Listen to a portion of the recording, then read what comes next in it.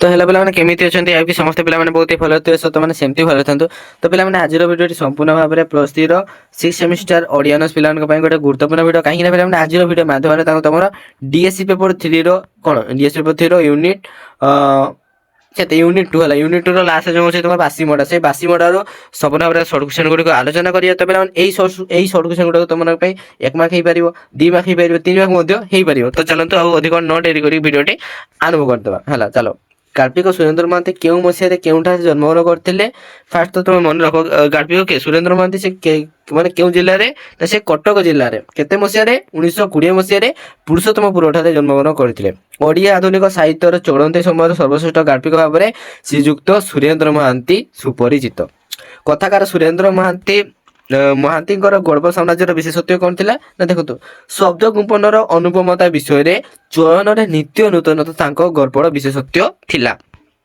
तापर देखो कौन सुरेंद्र महांती रचना करते दुईटी पुस्तकर नाम लिख तो पिला माने गल्प उपन्यास समालोचना सृष्टि करी से ओडिया साहित्य ख्यातिनामा और सम्मानस्पद व्यक्तित्व तांकर द्वारा रचित दुईटी पुस्तक होउची नीलशैल एवं नीलाद्री विजय है दुईटी कौन रचित पुस्तक तापर देखिए तापर क्वेश्चन है ये तुम 4 नंबर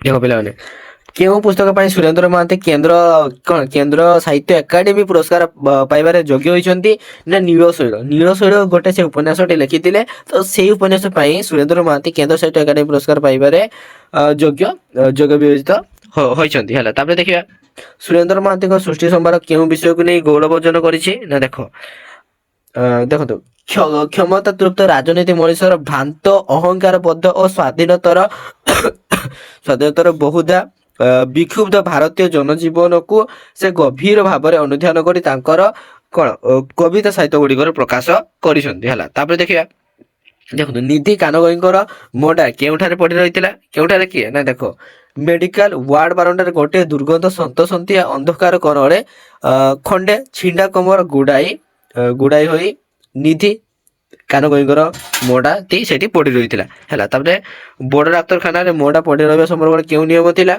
जेकोसी व्यक्ति डाक्तखाना मृत्युवरण कले तार मोडा राति केवल पड़ी रही अनुमति मिली सका मोडा न उठिले मेहंतर उठाई नेब यह डाक्तखानार नियम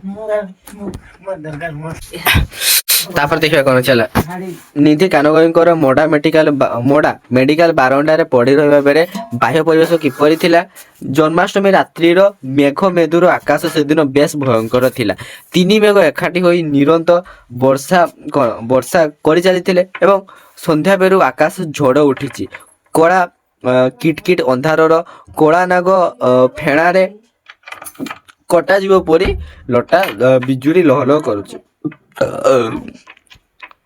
सॉरी कौन अच्छे निधि कानगईर मोडा बासी है किपरि तो बासी कहले कौन बुझ जोटा कि मैंने जो दिन से मृत्युवरण करे से दिन ही एक्चुअली पोड़ा जाए जदि अधिक दिन रहीगला तो बासी कह जाए मेडिकल ठार निधि कानगईर निजर गाँ हरिपुर 12 माइल बाट संध्या 5टा पर स्टेशन हरिपुर गाँ को आओ बस नथिला बस रही स्थान कणिया बजार बस स्टैंड ठारू हरिपुर गाँ को जीवाकू हेले 2 माइल रास्ता पादरे चली चली जीवाकू पड़े किया गहिरी बाउंस बण अपांड गाँ कौन हरिपुर को खबर जाई पहुंचला बेल कौन पहुंचवा विलंब हेतु मोडा मेडिकल बारंडारे पड़ी रही बासी होगला देखो निधि कानगईर मोडा पाखरे 2टी कुकुर किपरि जगी रही कथा गार्पिक उल्लेख कर देखो व्यवसायी उत्तराधिकारी माने वृद्ध मृत्युशଯ୍ୟା पाखरे 2 जन दूर संपर्क दरिद्र आत्मीय परी कौन न रहा परी निधि कानगईर मोडा ठारू अल्प दूर कुकुर कौन कुकुर 2टी परस्पर प्रति दांत देखाई परस्पर विरुद्ध रे से अस्फुट गर्जन कर जगी रही देखिए मोडा भाई डाकिबा गाँ को खबर नहीं किए जाइए देखो डाकिबार है देखो बड़ डाक्तखाना निधि कानगई मृत्युवरण करथिला जोगाजोगर असुविधा हेतु केही भी खबर आनी सेही दिन हरिपुर गाँ को आसी पारि नथिले अनंत तार परदिन भोर सकाल सकाल बस रे मोडा भाई डाकिबार ସେ ଗାଡ଼ି ଆସି ପହଞ୍ଚିଲା। ଗାଁର ଗଳି କନ୍ଦି ସବୁଆଡ଼େ ଗୋଟିଏ ଖବର, ନିଧି କାନଗୋଇ ଚାଲିଗଲେ। ହରିପୁର ଗାଁର ନିଧି କାନଗୋଇ କେଉଁ ଧରଣର ଲୋକ ଥିଲେ? ଦେଖନ୍ତୁ, ନିଧି କାନଗୋଇ ଦୁର୍ଦ୍ଦଣ୍ଡ, ଚାଡ଼ି ଦୌଡ଼ି କଟା, ହୁଙ୍କା ପିଟା, ମନୁଆ, ଟାଉଟର, ଗୁଣ୍ଡା, ପର ପକାଏ ମଣିଷ ଭାବରେ ଖୁବ୍ ପରିଚିତ ଥିଲେ। ପର ପାଇଁ ବେକ ଦେଖାଏ ଏବଂ ସିଧା ସିଧା ମୁହଁ ଉପରେ ଠ ଠ ଶୁଣାଇ ଦିଏ। ପାଟିରେ ସର୍ବଦା ଦୋ ଅକ୍ଷରୀ ଗାରି। ସେ ଥିଲେ କାନଗୋଇ ସାହିର କଳଙ୍କ ଏବଂ ହରିପୁର ଗାଁର ଅଭିଶାପ। ଛେଳି କୁକୁର ପୋଷି ନିଜର ପାରିବାରିକ ଜୀବନ ଅତିବାହିତ କରୁଥିଲା। ନିଧି କାନଗୋଇଙ୍କର ମୃତ୍ୟୁରେ ନାଥ ଦାଦୀଙ୍କର ପ୍ରତିକ୍ରିୟା କ'ଣ ଦେଖାଯାଇଛି ନା, ଦେଖ, ନିଧି କାନଗୋଇଙ୍କର ମୃତ୍ୟୁ ଖବରରେ ତାର କୌଣସି ବି ନିତ୍ୟ ନୈମିତ୍ତିକତାରେ ବ୍ୟତିକ୍ରମ ଆଣିନଥିଲା। ବରଂ ସେ ଚିନି କମ୍ କଷା ଚାହାରେ ନାଥ ଦାଦୀ ଗୋଟିଏ ନୂଆ ଆସ୍ୱାଦ ଏବଂ ଗୋଟିଏ ନୂଆ ଉତ୍ତେଜନା ପ୍ରାପ୍ତ ହୋଇଥିବା ଯାହାକି ଗଳ୍ପରେ ଗାଳ୍ପିକ ଉଲ୍ଲେଖ କରିଛନ୍ତି। ତାପରେ କ୍ୱେଶ୍ଚନ ଦେଖ, ନିଧି କାନଗୋଇଙ୍କର ମୃତ୍ୟୁ ସହିତ କାନଗୋଇ ସାହିର କ'ଣ ଚାଲି ଯାଇଥିଲା? ଦେଖନ୍ତୁ, ନିଧି କାନଗୋଇଙ୍କର ମୃତ୍ୟୁ ସହିତ କାନଗୋଇ ସାହିର ଗୋଟିଏ ବିରାଟ କଳଙ୍କ ଚାଲିଗଲା ଏବଂ ଇଜିମାଲି ଢିଅ ଶାନ୍ତି ବଢ଼ିଲା। ଇଜିମାଲି ଢିଅ ଚାଡ଼ିମାର 6 ଗୁଣ୍ଠ 5 ବିଶ୍ୱାସକୁ ନେଇ ସବୁବେଳେ କୁଳୁ ପାଣ୍ଡବ ଯୁଦ୍ଧ ହେଉଥିଲା। 10 ପଣ ଏବଂ 6 ପଣ ପରିବର୍ତ୍ତେ ନିଧି କାନଗୋଇଙ୍କର ମୃତ୍ୟୁ ପରେ ମୋଟ ଅଂଶୀଦାର 11 ହୋଇ ପରିବେଶ ଶାନ୍ତ ପଡ଼ିଥିଲା। ହରିପୁର ଗାଁର କାନଗୋଇ ସାହିର ଚିତ୍ର କିପରି ଥିଲା? ଦେଖନ୍ତୁ, ହରିପୁର ଗାଁ କାନଗୋଇ ସାହି ବଡ଼ ଅଭିଶପ୍ତ ଏବଂ ଲୋକଗୁଡ଼ା ଅତି ଦରିଦ୍ର। ଜୀବନର ଆଦ୍ୟ ଅବସ୍ଥାରୁ ସବୁ କମଳ ପ୍ରଭୃତି ଜଡ଼ିଯାଇଛି ଏବଂ ପେଟ ପାଟଣା ପାଇଁ କାହିଁ ସୁଦୂର ବିଦେଶୀ ଯାତ୍ରା କରିଛନ୍ତି। ଗାଁ ସୁନସାନ, ତା ସହିତ ନାଥି ଦାଦି ଭଳି କେଇଟା ବୁଢ଼ା ବୁଢ଼ୀ, ଚାର ଛପର ଘର ପ୍ରତିବର୍ଷ ହାଡ଼ କଙ୍କାଳ ମେଲା କରି ଉପରକୁ ଚାହିଁଥାଏ। ତା ଉପର କଖାରୁ ପାଣି କଖାରୁ ଲଟାର ନିର୍ଭୟ ରାଜୁତି। କାନଗୋଇ ସାହିର ଚିତ୍ର ବେଶ ଦୁସ୍ଥ ତଥା ଦରିଦ୍ର ରୂପରେଖରେ ଭାରାକ୍ରାନ୍ତ। ନିଧି ଗୋଇ କେଉଁ ଅଂଶରେ ଥିଲେ ଏବଂ ସେ ଅଂଶରେ ମୁରବୀ କିଏ? ନିଧି କାନଗୋଇ ସାନ ଅଂଶରେ ଥିଲେ। ସେମାନେ 5 ଭାଇ, ସମସ୍ତେ ଭିନ୍ନ। ପ୍ରତ୍ୟେକଙ୍କର ଭାଗ 10 ଗୁଣ୍ଠ। ସେହି ଅଂଶର ମୁରବୀ ହେଉଛନ୍ତି କିଏ? ନାଥ ଦାଦି। ସେ ପେନସନ ନେଇ ଆଜିକାଲି ଗାଁରେ ରହୁଛନ୍ତି। ତାପରେ ଦେଖିଗଲା, ଦେଖ, ନିଧି କାନଗୋଇ କିପରି ସମସ୍ତ ସୁବିଧା ଭୋଗ କରୁଥିଲେ? ନାଥ ଦାଦି ପେନସନ ପାଇ ଗାଁରେ ରହୁଥିଲେ। ଅନ୍ୟ ଭାଇମାନେ ପେଟ ପାଟଣା ପାଇଁ ବିଦେଶକୁ ଥିଲେ ଏବଂ ଧାଇଁ କାଶ ଆଉ ଶ୍ୱାସ ବେମାରୀରେ ଦାଣ୍ଡକୁ ଓହ୍ଲାଇବା ନିଧି ଦାଦିଙ୍କର ପାଇଁ କଷ୍ଟ ଥିଲା। ତେଣୁ ସମସ୍ତଙ୍କୁ ଡକାଇ ଠେଙ୍ଗା ଉଞ୍ଚେଇ 2 ଅକ୍ଷରୀ ଶୋଧି ନିଜେ ଯାହା ପାରନ୍ତି ସବୁ ଭୋଗ କରିଥାନ୍ତି। ୱାର୍ଡ ମେହେନ୍ତର କିଏ? ତାର ପୋଷାକ କିପରି ଥିଲା? ଶଙ୍କର ଗରଡ଼ ୱାର୍ଡ ମେହେନ୍ତର ଥିଲା। ଦେଖନ୍ତୁ, ନେରିକନାର ହାଫପ୍ୟାଣ୍ଟ ଏବଂ ଦେହରେ ସେହି ରଙ୍ଗର ଖଣ୍ଡେ ଫତେଇ ଥିଲା। ଶଙ୍କର ଗରଡ଼ ପଡ଼ିଥିବା ନିଧି କାନଗୋଇଙ୍କର ଶବକୁ ନେଇ କ'ଣ ଭାବିଥିଲା ନା, ଦେଖ, 23 ନମ୍ବର ବେଡ୍ରେ ମରିଥିବା ଲୋକଟି ଦୂର ମଫସଲ ଗାଁର। ପାଖରେ କେହି ନଥିଲେ। ବେୱାରିଶ ଲାଶ ନେବାକୁ କେହି ହୁଏତ ଆସିବେ ନାହିଁ। ଦେଖନ୍ତୁ, ଅନାଟମି ବାଲା ଲାଶଟାକୁ ନ ନେଲେ ସେ 200 ଟଙ୍କାରେ ହାଡ଼ ସବୁ ବିକ୍ରି କରି ଲାଭବାନ ହୁଅନ୍ତା ବୋଲି ଭାବୁଥିଲେ। ନିଧି କାନଗୋଇଙ୍କର ପରିବାର କହିଲେ କେଉଁମାନଙ୍କୁ ନେଇ ଗଠିତ? ଦେଖ, ଘୁଷୁରୀ ବେକରେ ମଲ୍ଲିମାର ପଡ଼ି ନିଧି କାନଗୋଇଙ୍କର ପତ୍ନୀ ଥିଲେ ଲକ୍ଷ୍ମୀ ସ୍ୱରୂପା। କାନଗୋଇଙ୍କର ଲକ୍ଷ୍ମୀ ଚଡ଼ା ସଂସାରକୁ ଆସି ମାଡ଼ ଖାଇ ମଲେ। 2 ପୁଅ 1 ଝିଅ। ବଡ଼ ପୁଅ ମାଧବ ମାଡ଼ ଖାଇ ସବୁଦିନ ପାଇଁ ଗାଁ ଛାଡ଼ିଛି। ସାନ ପୁଅ ବୈଦ ମାଛ ଧରେ। ରାତିରେ ଯାହା ବାଡ଼ିରୁ ପାରେ ତା ବାଡ଼ିରୁ କଦଳୀ ପଣସ ଚୋରି କରେ ଏବଂ ସେ ପାନ ବେପାର କରେ। ଦେଖନ୍ତୁ, ଝିଅ ସାରି 9 ବର୍ଷର ବାପା ଏବଂ ଭାଇଙ୍କର ଅଶ୍ରାବ୍ୟ ଗାଳି ଶୁଣି ଜୀବନ କଟାଉଛି।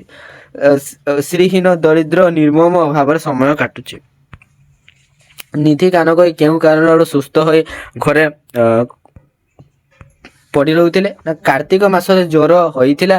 ଜ୍ୱର କାରଣରୁ ଦେହଟା ଫୁଲି ଯାଇଥିଲା। ଜ୍ୱର ଛାଡ଼ିଗଲା ପରେ ହଳଦିଆ ଦିଶୁଛି ଏବଂ ମୁହଁ ଫୁଲି ଆଖି ଦୁଇଟା ଦିଶୁନାହିଁ। ପେଟଟା ଫୁଲି ଯାଉଛି ଗୋଟିଏ ଛୋଟିଆ ଅଳିଆ ପଡ଼ି। ହାତ ଗୋଡ଼ ବାଉଁଶ ନଡ଼ି ପରି ସରୁ ସରୁ ହେଇଯାଇଛି।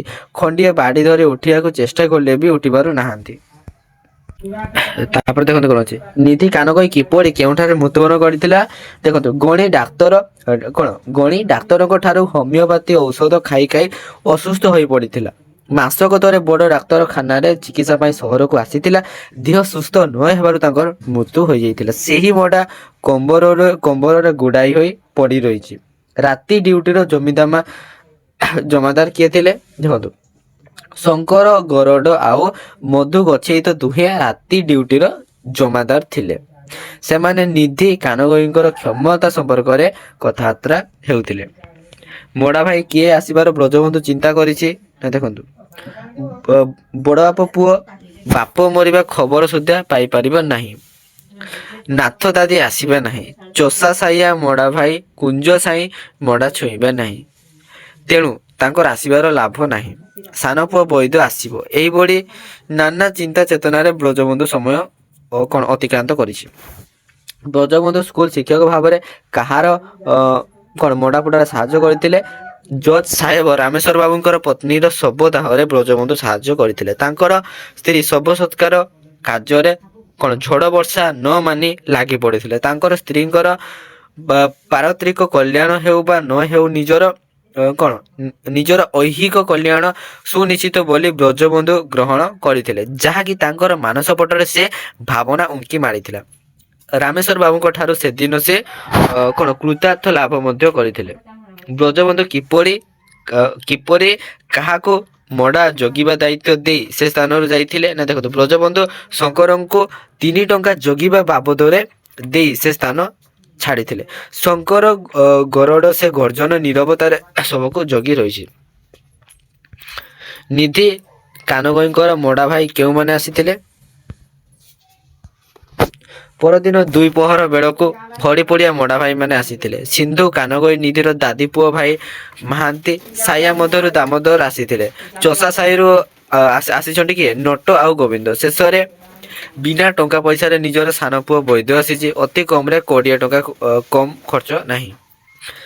ଦାମୋଦର ଆଉ ସିନ୍ଧୁଙ୍କ ମଧ୍ୟରେ କେଉଁ କଥାକୁ ନେଇ କଥା କଟାକଟି ହୋଇଥିଲା?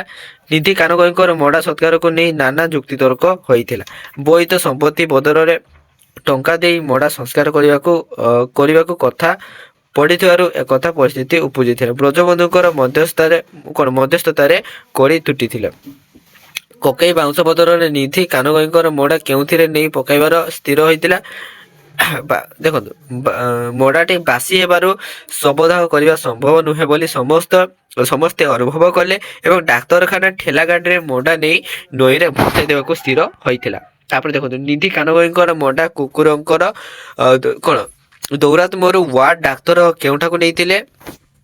ରାତି ପାହାନ୍ତରୁ ଦୋରେ କୁକୁର ମଡ଼ା ଉପରର କମ୍ବଳଟାକୁ ଟାଣି କାମୁଡ଼ି ଲଗାଇବାରୁ ମେହେନ୍ଦଙ୍କର ହାତରେ ଲାଶ ଉଠାଇ ମାର୍ଗକୁ ନେଇ ଫର୍ମାଲିନ ଦେଇ ଡି ସେକ୍ସନ ପାଇଁ ଫିକ୍ସ ହୋଇଥିଲା। ନିଧି କାନଗଇଙ୍କର ଲାଶକୁ ବ୍ରଜବନ୍ଧୁ କିପରି ବାହାରକୁ ଆଣିବାକୁ ସମର୍ଥ ହୋଇଥିଲେ ନା ବ୍ରଜବନ୍ଧୁ ସାମ୍ବାଦିକ ମନ୍ତ୍ରୀ ଆଦିଙ୍କର କଥା କହି ଧମକ ଦେବାରୁ ଶେଷରେ ସୁପରିଟେଣ୍ଡେଣ୍ଟ ସାହେବଙ୍କର କଥାରେ ନିଧି କାନଗଇଙ୍କର ଲାଶ ମିଳିଥିଲା। 2 ଜଣ ମେହେନ୍ତର ତାଙ୍କର ଶବ ଗୋଟିଏ 2 ଚକିଆ ଠେଲା ଷ୍ଟ୍ରେଚ୍ ଉପରେ ପକାଇ ବାହାରକୁ ଆଣିଥିଲେ। ତାପରେ ଦେଖନ୍ତୁ କଣ ଅଛି ହେଲା। ହରିପୁରିଆକୁ ଶଙ୍କର ଗରଡ଼ ଶବ ସଂସ୍କାର ସମ୍ପର୍କରେ କଣ କହିଥିଲା ନା ଦେଖନ୍ତୁ, ଜୀବତ ଗଲାଣି, ବଞ୍ଚିଥିବା ଯାଏ ଛୁଆ ଅଛୁଆ ଜାତି ଅଜାତି ବିଚାର, ମୃତ୍ୟୁ ପରେ ପୋତିଲେ ପଡ଼ିଲେ କି ଭସେଇ ଦେଲେ ସବୁ ସମାନ। ମୋତେ ଛାଡ଼ିଦିଅ, ଏହାକୁ ନଈରେ ଭସେଇ ଦେବୁ। ଏହା ବାବଦକୁ ଲାଶ ପିଛା 5 ଟଙ୍କା ନେବାକୁ ହରିପୁରିଆଙ୍କୁ ରକଠକ ଶୁଣାଇ ଦେଇଛି। ସେଥିରେ ହରିପୁରବାସୀ ମାନେ ରାଜି ହୋଇଛନ୍ତି। ବ୍ରଜବନ୍ଧୁ ପକେଟରୁ କେତେ ଟଙ୍କା କାହାକୁ ଦେବ ଶବ ବସାଇବା କଥା କହିଛି? ଦେଖନ୍ତୁ, ବ୍ରଜବନ୍ଧୁ ପକେଟରୁ 5 ଟଙ୍କା ନୋଟ ଖଣ୍ଡେ କାଢ଼ି ଶଙ୍କର ହାତରେ ଦେଇ ଶବକୁ ବେଶୀ ପାଣିରେ ଭସାଇ ଦେବାକୁ କହିଛନ୍ତି। ନିଧି କାନଗଇଙ୍କର ମଡ଼ାରେ ଶେଷରେ କଣ ଦେବାକୁ ବ୍ରଜ କାହାକୁ କହିଛନ୍ତି ନା ବାପାଙ୍କର ଶବ ମୁହଁରେ ମୁଠାଏ ମାଟି ଦେବାକୁ ବ୍ରଜବନ୍ଧୁ ପୁଅ ବୈଦ୍ୟଙ୍କୁ କହିଛନ୍ତି। ଶେଷରେ ମେହେନ୍ତର କେଉଁ ଆଡ଼େ ଷ୍ଟ୍ରେଚର ଗୋଡ଼ାଇ ଦେଇଥିଲା। ଦେଖନ୍ତୁ ଏତେ ଦିନ ପରେ ଗୋଟିଏ ମୋଡ଼ା ମିଳିଥିବାରୁ ହାଡ଼ ବିକି 250 ଟଙ୍କା ପାଇବାରେ ମେହେନ୍ତର ମନରେ ଅପାର ଆନନ୍ଦ। ପାଶ୍ଚାତ୍ ଧାବିକ କୁକୁରର ଅଶ୍ରାବ୍ୟ ଭାଷାରେ ଗାଳି ଦେବା ସହିତ ଢେଲା ପକାଇ ବିଦା କରିଦେଲା ପରେ ସେ ସବୁଆଡ଼େ କ'ଣ ଷ୍ଟ୍ରେଚରକୁ ଗଡ଼ାଇ ଦେଇଥିଲା। ତ ପିଲାମାନେ ଆଜିର ଭିଡ଼ିଓଟି ଏଇଠି ରଖୁଛି।